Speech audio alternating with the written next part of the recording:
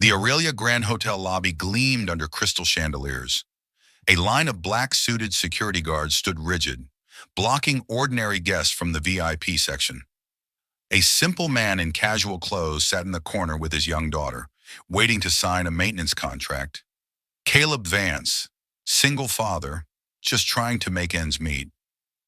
Head of security Darius Kane approached with a mocking smile.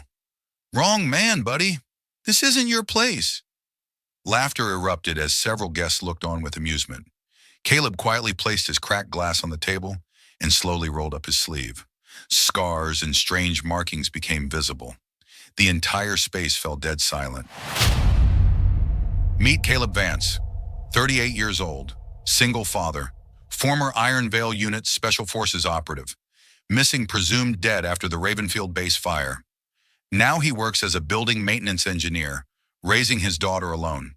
His 10-year-old daughter Aria has an innocent ritual. She folds paper cranes from whatever scraps she can find.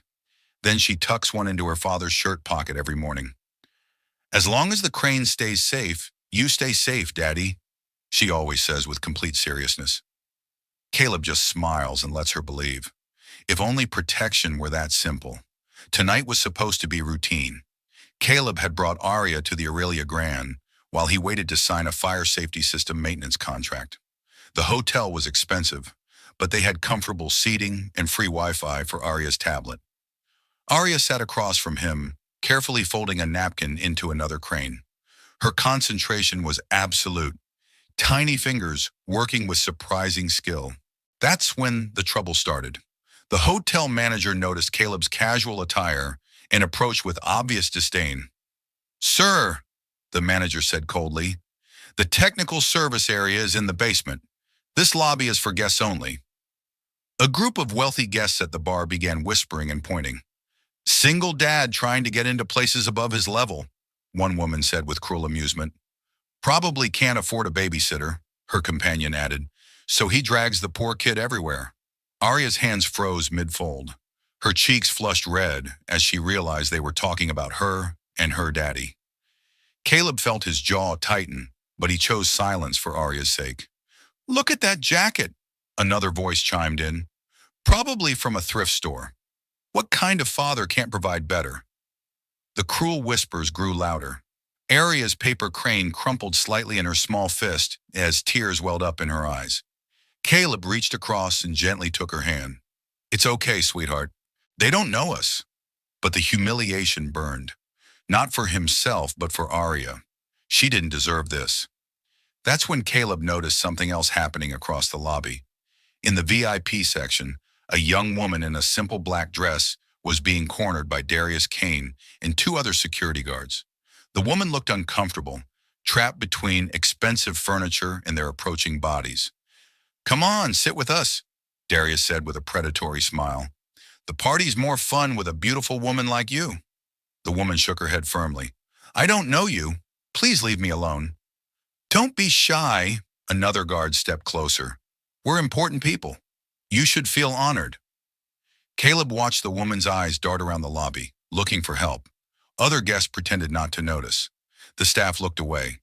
Darius reached out and grabbed the woman's arm. That's when Caleb stood up. He moved slowly, deliberately. His cracked glass remained on the table as he approached the VIP section. Aria looked up at her father, paper crane forgotten in her palm. Caleb's voice cut through the tension like a blade. Calm, controlled, absolutely clear. "Take your hands off her." Darius turned with a mocking laugh. "Wrong man, buddy. Wrong place. Wrong time." The entire lobby fell silent as two worlds collided. Before we dive into the most intense part, tell me where you're watching this from. It's strange how one luxurious room can reach all the way to where you're sitting. Hit subscribe to continue the journey. Darius continued his mocking laughter, making sure everyone in the lobby could hear. "What are you supposed to be, maintenance boy?" he said loudly. "A broken-down handyman playing hero?" The wealthy guests erupted in cruel laughter.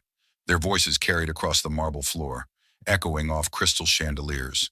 "Single dads these days," one VIP customer sneered, "think they know something about honor just because they're raising kids alone."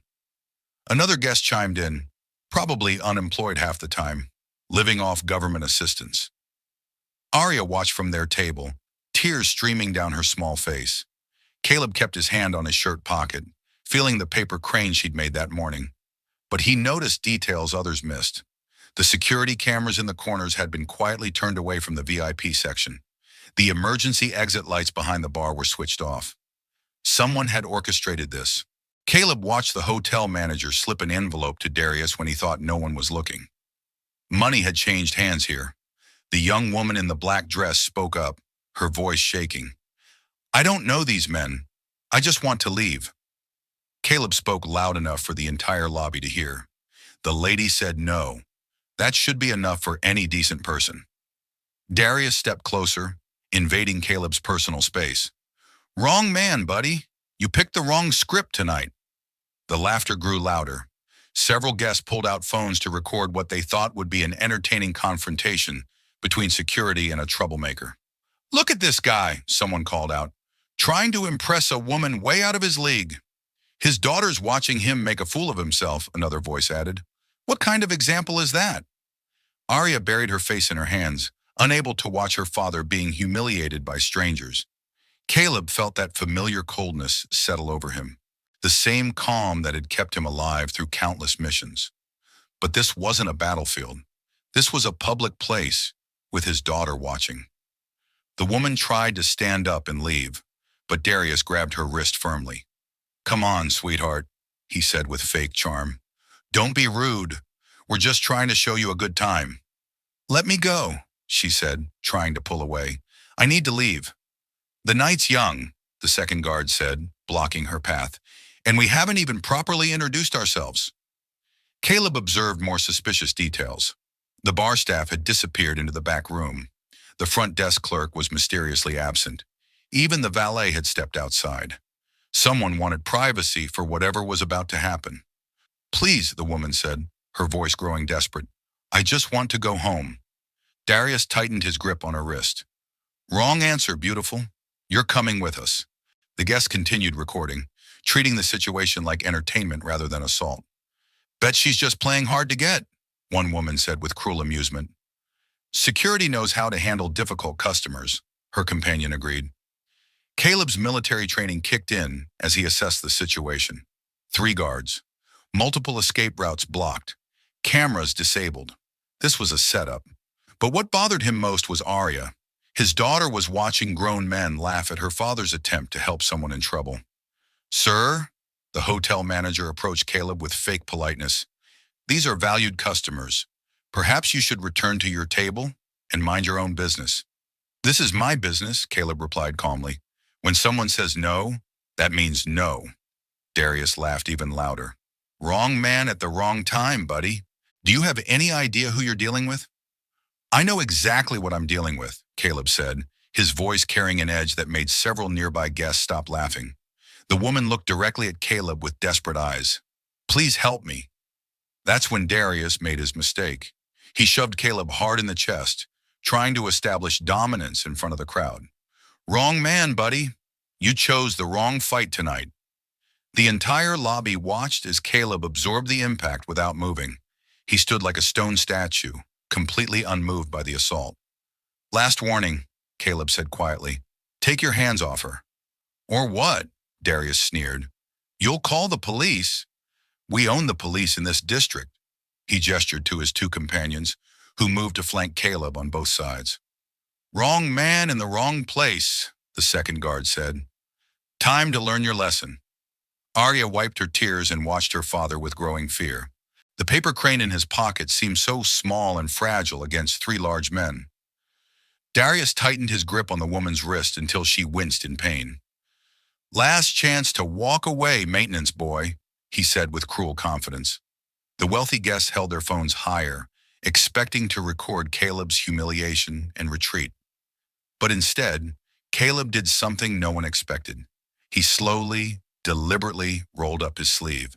Scars became visible, old wounds that told stories of violence and survival. And there, clear as day, was a tattoo most people had only heard whispers about. The Iron Veil unit insignia. The laughter died instantly. Several guests recognized the symbol and gasped audibly. Holy shit, someone whispered. That's Iron Veil. Darius's confident expression faltered as he stared at the markings on Caleb's arm. That's impossible, he said, his voice losing its swagger.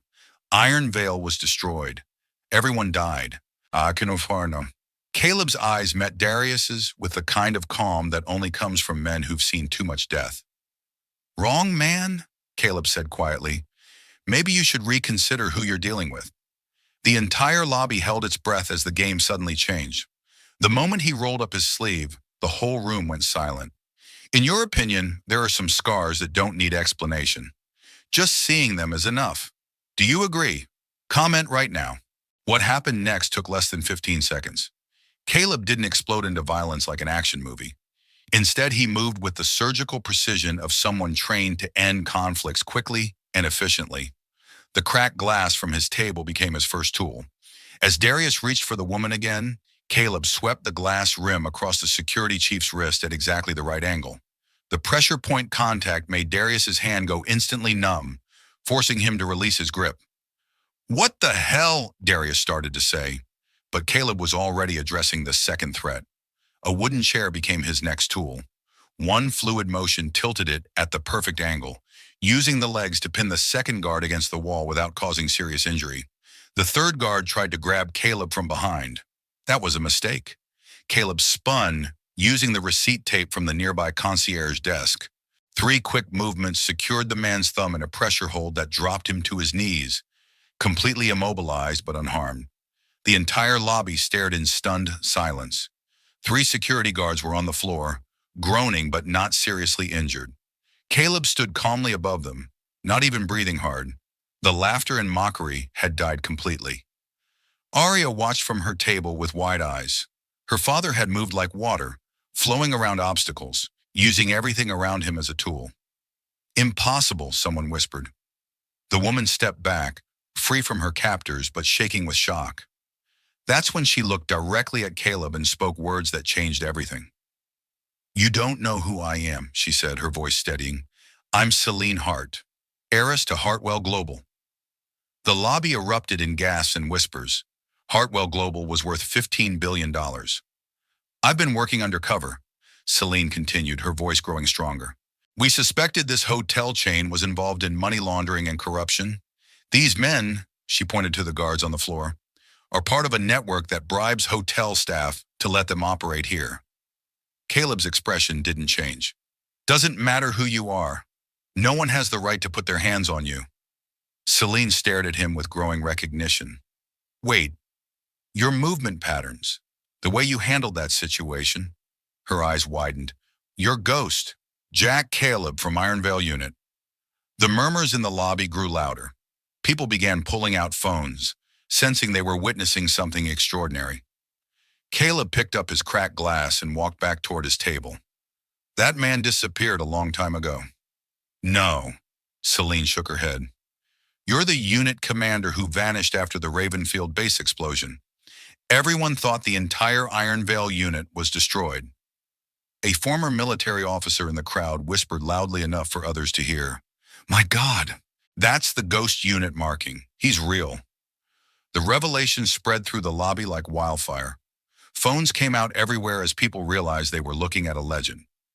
Iron Veil was the most elite special forces unit ever created, someone explained to their companion. They were erased from all official records after a classified mission went wrong.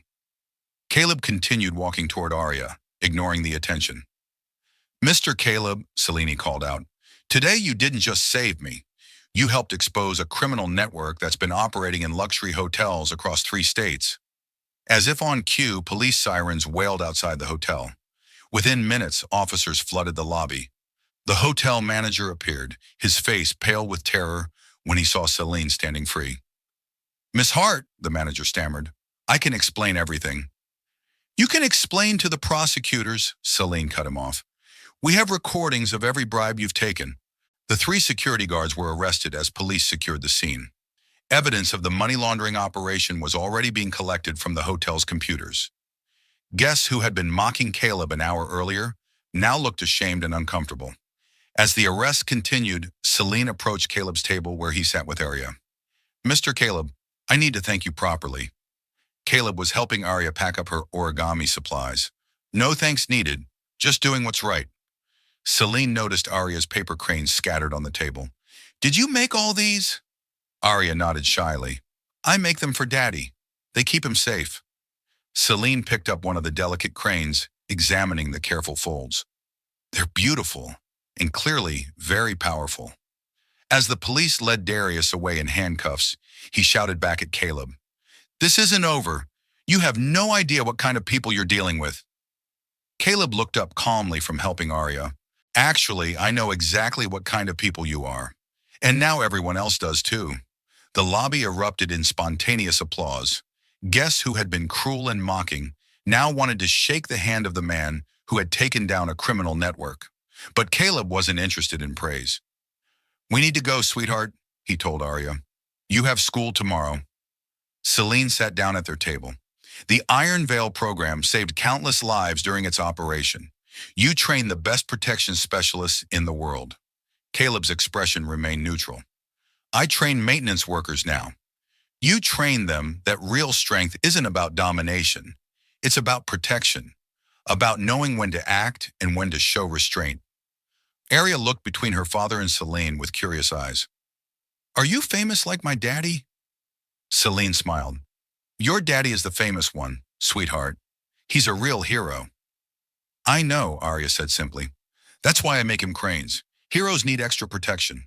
As police finished securing the evidence and the hotel began to empty, Celine made an announcement that would change everything. Ladies and gentlemen, she said, addressing the remaining guests and the camera phone still recording, what you witnessed tonight wasn't just one man protecting one woman. You saw someone willing to stand up for what's right, even when it cost him public ridicule. She held up one of Arya's paper cranes. This little girl makes these for her father because she believes they keep him safe. Tonight, her father kept all of us safe.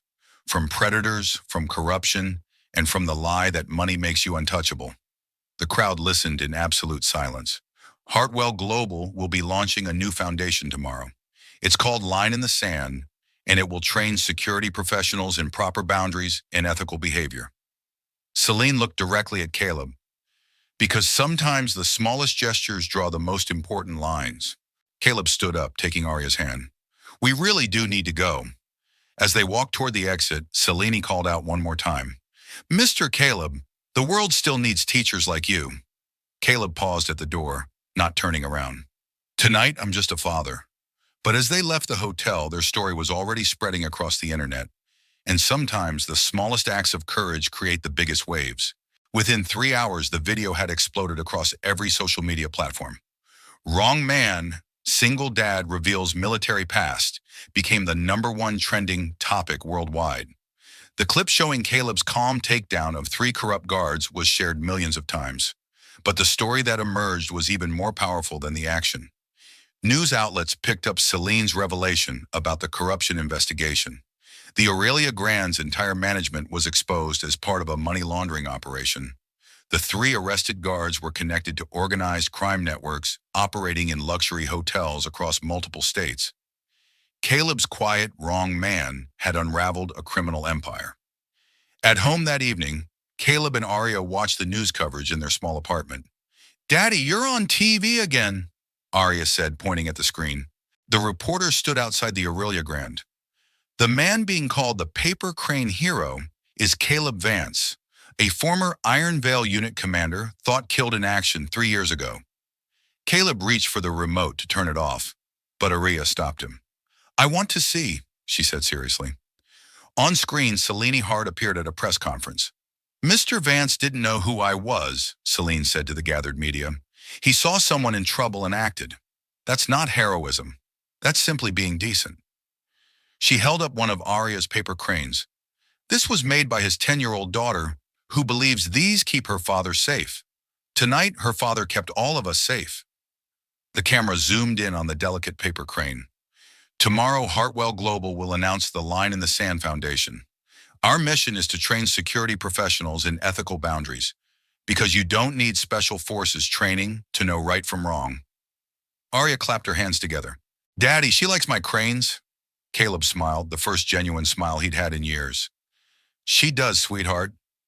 The next morning brought unexpected visitors. A knock at their door revealed Celine Hart, dressed simply in jeans and a sweater. Behind her stood a woman with professional camera equipment. Mr. Vance, Celine said, I was hoping we could talk. Caleb looked suspicious. About what? About changing how the world thinks about protection. They sat at Caleb's small kitchen table while Arya played nearby. The camera remained off. The response has been overwhelming, Celine explained. Thousands of security professionals want to learn what you demonstrated last night.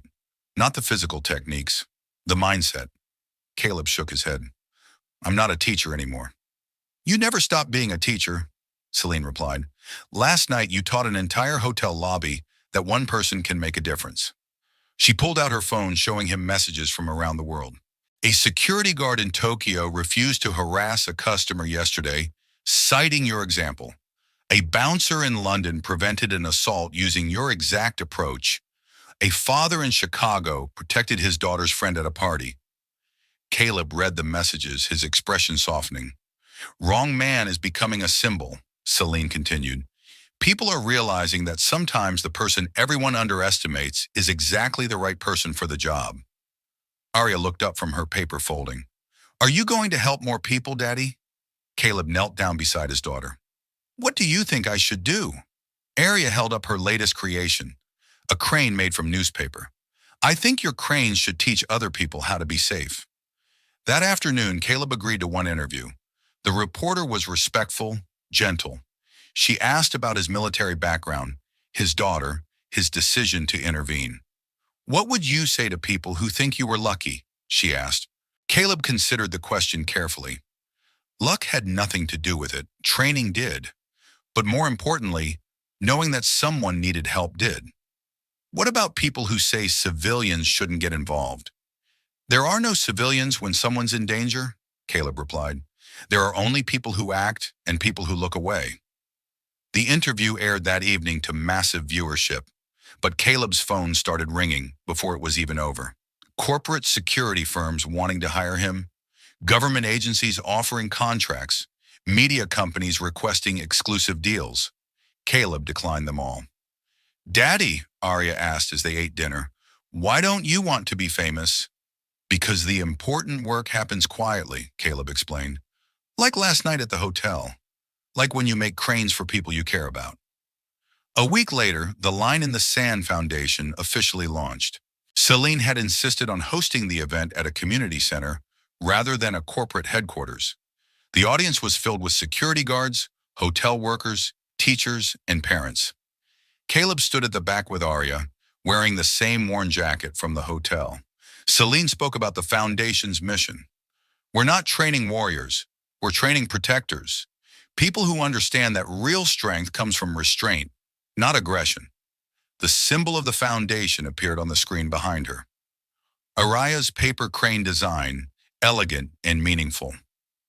Every person trained by this foundation will carry a paper crane, Celine announced, not as decoration, but as a reminder that the smallest actions can have the biggest impact.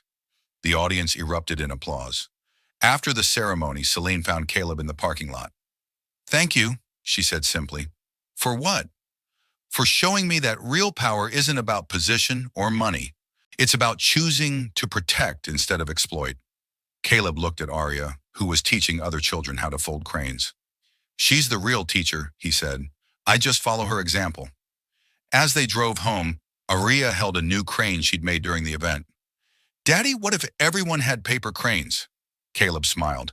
Then maybe everyone would remember to take care of each other. Outside their car window, the city looked the same as always. But something fundamental had shifted, and it started with two simple words, wrong man.